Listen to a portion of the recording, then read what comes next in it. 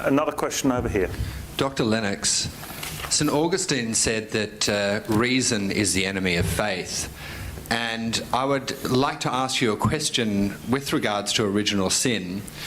Why would you choose to worship a creator God who forbade man to actually eat from the tree of knowledge, one which you have obviously eaten from because you're a rather knowledgeable man? Why would you choose to worship this sort of deity who would have kept you dumb? That's a very good question. I'll tell you why it's a good question. I notice it was asked originally by a snake.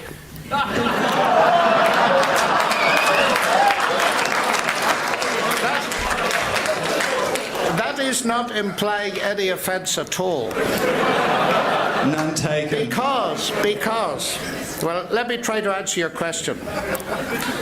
The story in Genesis fascinates me because it is a story that defines for us what life really is. It defines it at its various levels, from the physical to the aesthetic, to family life, to work. And the highest thing in life, according to that story, is a relationship with God that's morally determined. And the issue was whether human beings could trust God or not. So there were two trees, as you know. The scene shows us the basic minima necessary for a moral being.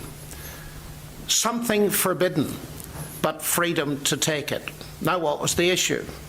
The enemy said, has God really said you shan't eat of all the trees of the garden? Nonsense. And then he pointed out what you've pointed out to me. God wants to suppress you, you see. He wants to keep you down. It'll cripple you intellectually, aesthetically, and everything else if you go for this tree of the knowledge of good and evil.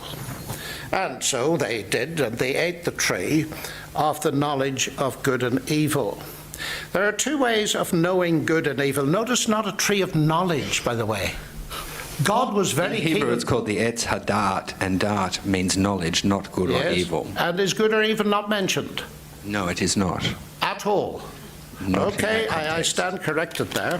I'd like to find out about that afterwards. But the fact that God is clearly not against knowledge is clear elsewhere in that very text, because God actually started science by encouraging human beings to name the animals at the beginning of Genesis, which is what we call taxonomy. Now, to just very briefly wrap up on this, the notion that believing in God keeps you down is very common today. I was told when I was 19 by a Nobel Prize winner.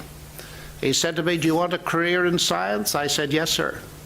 He said, "Give up this childish notion of belief in God. It will cripple you intellectually completely, and you'll never make a career in science." I quietly said to him, "Sir, what have you got to offer me that I haven't got?"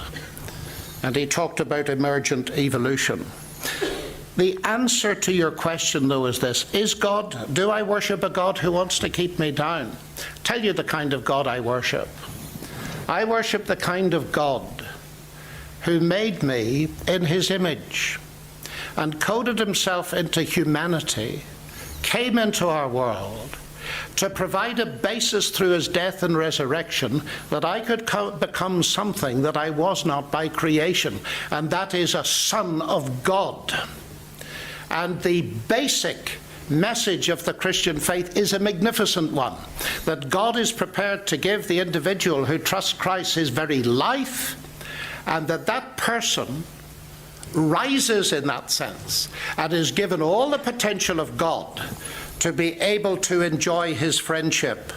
The capacity of enjoying friendship with God is the biggest thing in my life, and it will be the biggest thing eternally. The notion that God is trying to keep us down is actually the original lie.